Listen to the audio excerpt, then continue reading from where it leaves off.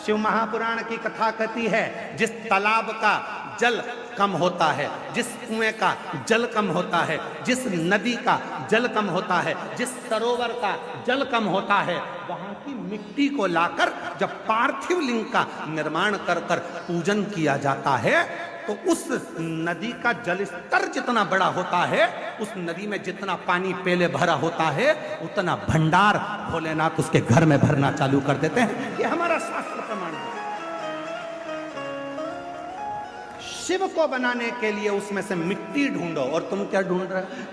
चुंबक डाल के पैसा, चुंबक डाल के सिक्का, और लगे कितने हाथ में? 100, 200, 500, 1000, 2000, 1 लाख, 1.5 लाख रुपए हाथ में लगे होंगे। इससे ज्यादा क्या लगेंगे?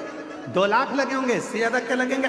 पर यदि उसमें से जब नदी का स्तर नीचे जा रहा था, कुएं का पानी कम हो रहा था, तालाब का पानी कम हो रहा था, जलाशय का पानी कम हो रहा था, उस समय पर वहां की मिट्टी को लाकर पार्थिव का निर्माण करते, शिवलिंग बनाकर उसकी पूजन कर कर विसर्जन कर देते, तो नदी पूर्व में जितनी भरी हुई थी उतना भंडार मेरा भोलेनाथ तेरे घर का भर देते। ये हमारा शास्त्र का है। एक बार हमने ये कथा पहले कही है, तो किसी ने पूछा, क्यों गुरुजी, उस मिट्टी में ऐसा क्या हो जाता है कि भगवान शंकर जितना उस नदी में पानी भराता है उतना भगवान उसका घर का भंडार भर देता है? उस नदी में ऐसा क्या हो जाता है? उसकी मिट्टी में ऐसा क्या हो जाता है? तो शिव महापुराण की कथा में आता है, कृष्णेश्वर 12 ज्योतिर्लिंग में से 12वां ज्योतिर्लिंग सुधर्म नाम के ब्राह्मण की 2 धर्म पत्नी थी, घूष्मा और सुदेहा। सुदेहा के घर में संतान नहीं है, और घूष्मा के घर में एक बेटे ने जन्म लिया। बेटे ने जन्म लिया तो सुदेहा का मुख उतर गया, मेरे गर्भ से औलाद नहीं है, और घूष्मा को औलाद हो गई।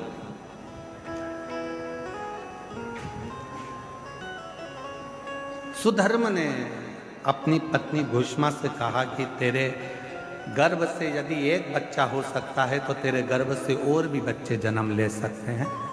तेरा जो बेटा है, इस बेटे को तू सुदेहा को दे।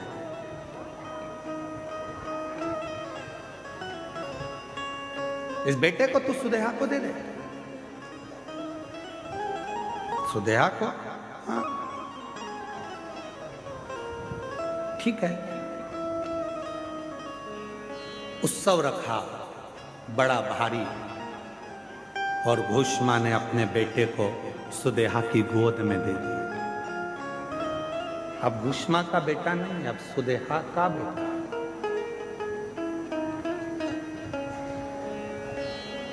सुदेहा का बेटा। धीरे धीरे बच्चे को पाल पोस कर सुदेहा ने बड़ा किया। वो बच्चा जब बड़ा हो गया, उसका विवाह हो गया, बहू घर में आ गई। बहू आई तो बहू को मालूम पड़ा कि मेरी असली सास तो घूष्मा है। सुदेहा की गोद में मेरे पति को दिया गया, पर सास तो घूष्मा। अब वो सुदेहा को कम मानती है और घूष्मा को ज्यादा मानती है। घूष्मा के लिए चाय लेकर जाए, भोजन लेकर जाए, नाश्ता लेकर जाए, पाँव पड़े, सुदेहा को पूछे नहीं। सुदेहा को गुस्सा आ गया, बहू मेरी और पूछ रही घूष्मा। बेटा ही नहीं रहेगा तो बहू किस काम की? रात को सोया था बेटा, बहू गई थी मायके और बेटा सोया था। तभी सुदेहा ने अपने बेटे के तलवार से काट काट के टुकड़े कर दिए, कपड़े में बांध लिए, सिर पे पोटली रखी, तालाब में फेंक। तालाब में फेंक, एक बावड़ी में, एक तालाब में। उस टुकड़े करे हुए शरीर को जब फेंका, सुदेहा आ गई। समय निकला, तालाब का जल नीचे जा रहा था और घूष्मा उसी सरोवर की मिट्टी को लाकर उसका शिवलिंग बनाकर पूजन कर मिट्टी के शिवलिंग को, पार्थिव शिवलिंग को सिर पे रखकर चली और तालाब में विसर्जन करने चली। मन में आया, बाबा बहुत दिन से मैंने अपने बेटे को नहीं देखा, ना जाने बेटा कहाँ चले गया, दिखता ही नहीं। बस वो पार्थिव शिवलिंग तालाब में गया, थोड़े से पानी में जो पानी का स्तर गिर रहा था, टुकड़े टुकड़े हुए हुए बेटा कई दिन पहले मरा था, वही बेटा तैरता हुआ बाहर निकल कर आ गया। वही पड़ी मेरा बेटा और पानी में। मां से गले लगा, बेटा तू पानी में कैसे आ गया?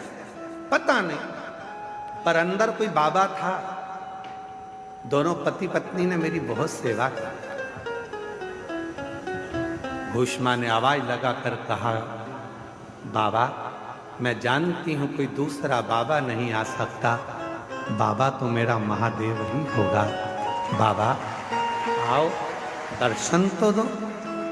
तब मेरे भोलेनाथ निकल कर बाहर आए और कहा, घोषमा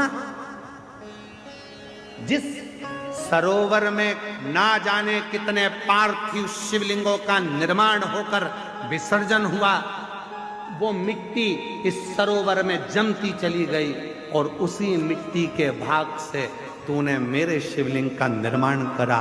तो जितने जितने पार्थिव लोगों ने पूर्व में बनाए थे, उन सब का कण कण मिलकर तूने मेरी आराधना करी, तो तेरा मरा हुआ बेटा भी जिंदा तुझे प्राप्त हो,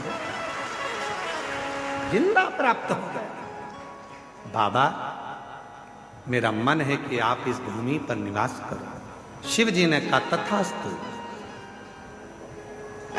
मैं तेरे नाम से, कृष्णेश्वर महादेव के नाम से 12वें ज्योतिर्लिंग के रूप में इस पृथ्वी पर विराजमान हूं। 12वां ज्योतिर्लिंग का जो पूजन होता है, कृष्णेश्वर महादेव का जो पूजन होता है, कृष्णेश्वर महादेव की जो आराधना होती है, वो दुनिया के लोग जिस दिन समझ गए यहाँ जल का स्तर नदी का गिरा, गंगा जी थोड़ी खाली हुई, तुम चुंबक लेकर पहुंच गए, पैसा ढूंढने पहुंच गए, सोना ढूंढने पहुंच गए, चांदी ढूंढने पहुंच गए, नदी तालाब बावड़ी का स्तर गिरा, तुमने उसका पानी में सोना चांदी ढूंढा नहीं। जैसे ही नदी तालाब बावड़ी का पानी नीचे आए, उसकी मिट्टी को लाकर एक बार पार्थिव शिवलिंग का पूजन करो और आराधना करो। जैसे तेरी नदी का जल बढ़ता है, खूब बढ़ता है, ऐसे मेरे घर में भंडार भरना, सौभाग्य बढ़ना, संतान बढ़ना, वैभव बढ़ाना, तू कृपा करना। जैसे कृष्णेश्वर पर, घोषमा पर तूने करुणा करी, वैसे मुझ पर कृपा करना। वो करेगा।